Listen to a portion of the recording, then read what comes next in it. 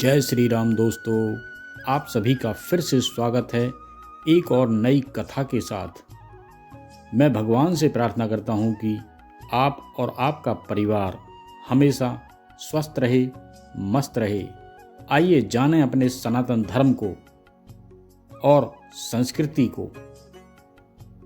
26 तारीख यानी 26 नवंबर 2024 को उत्पन्ना एकादशी है। मैं आपको बताता हूँ उसका मुहूर्त, महत्व, विधि एवं कथा।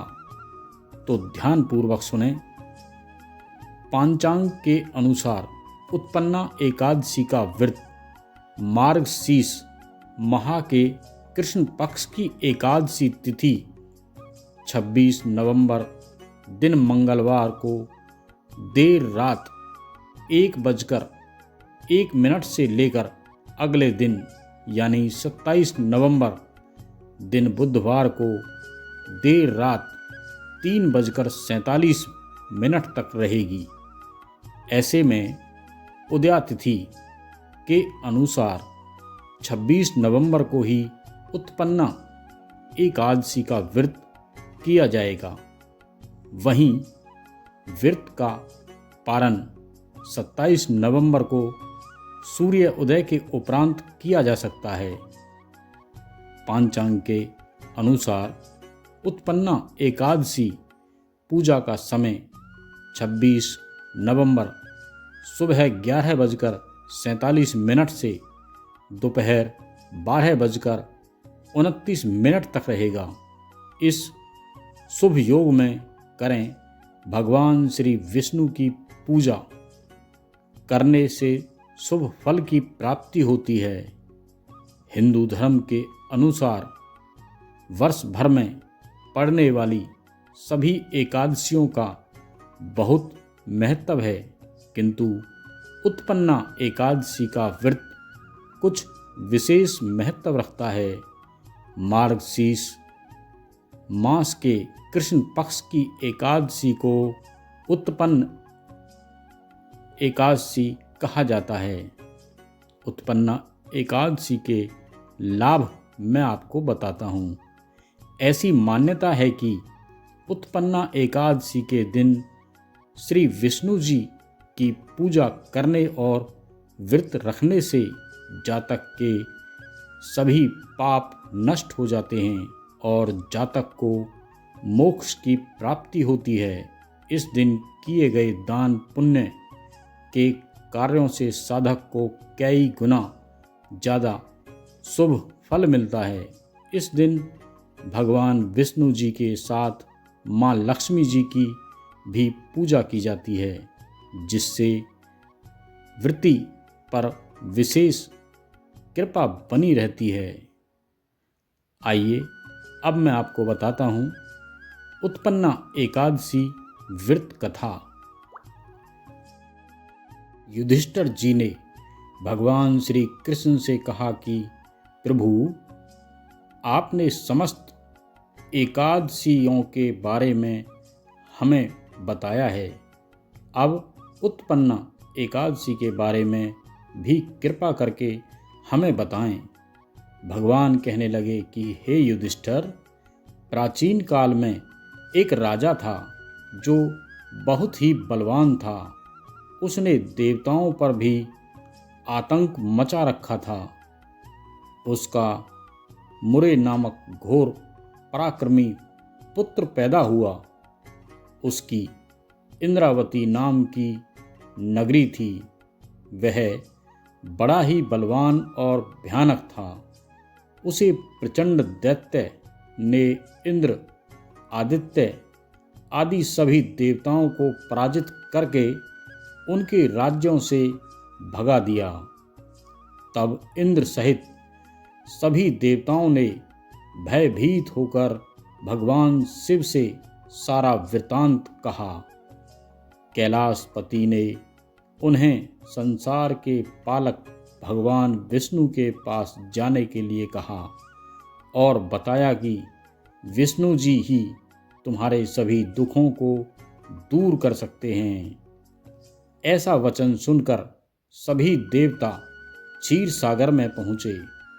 वहाँ भगवान के सामने हाथ जोड़ करके उनको प्रणाम करके बोले कि हे मधुसूदन, कृपया करके हमारी इस भयंकर दैत्य से रक्षा करें।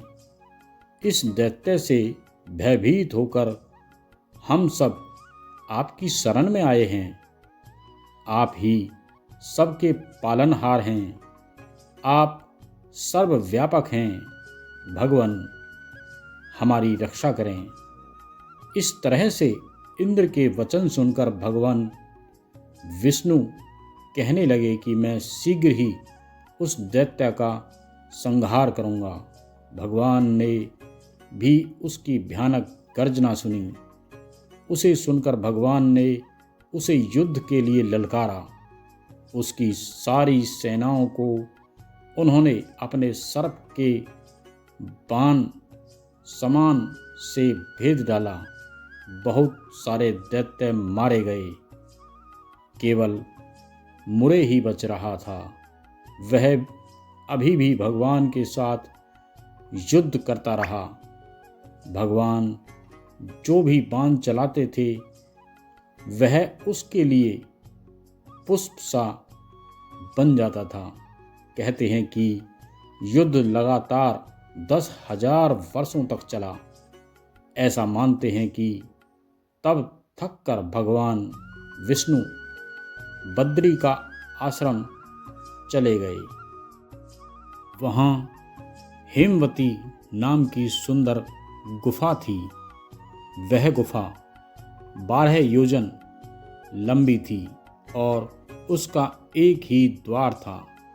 भगवान विष्णु वहाँ योग निद्रा की गोद में सो गए, मगर मुरे भी कुछ समय उपरांत वहाँ आ गया था और भगवान को सोया हुआ जानकर उन पर प्रहार करने को उद्यत हुआ।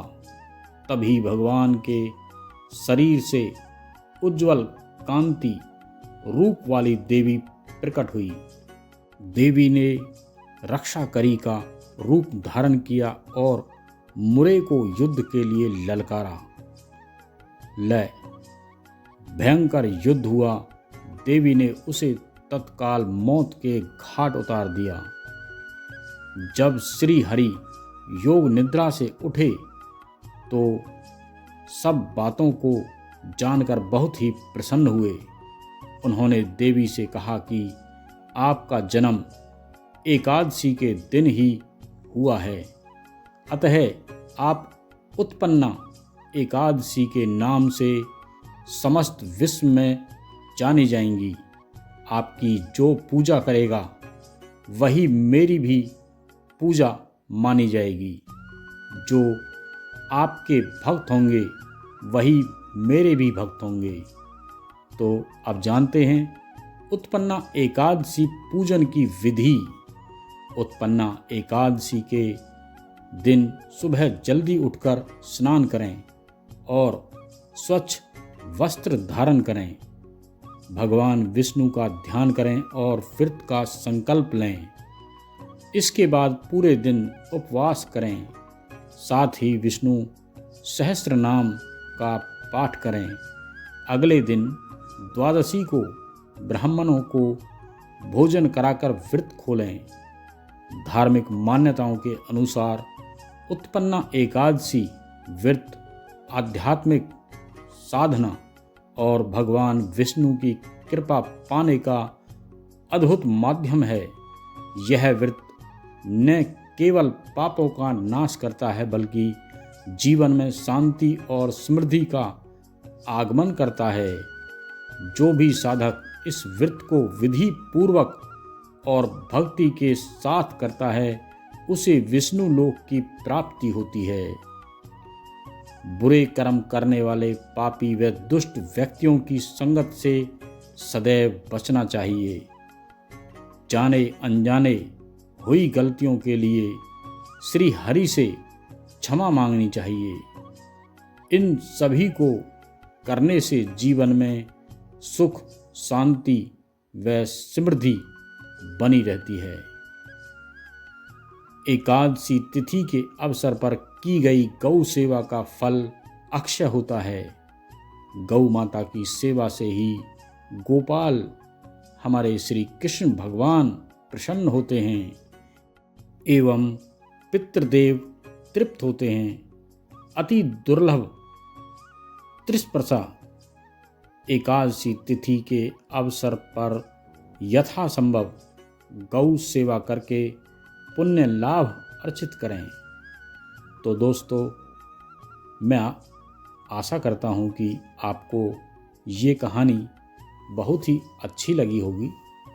तो इसे ज़्यादा से ज़्यादा लोगों में शेयर करें, लाइक करें, कमेंट्स में श्री हरि विष्णु लिखें, श्री लक्ष्मी नारायण भगवान लिखें। तो दोस्तों, अगर आपने मेरे चैनल को अभी तक सब्सक्राइब नहीं किया हो तो उसे सब्सक्राइब कर लें।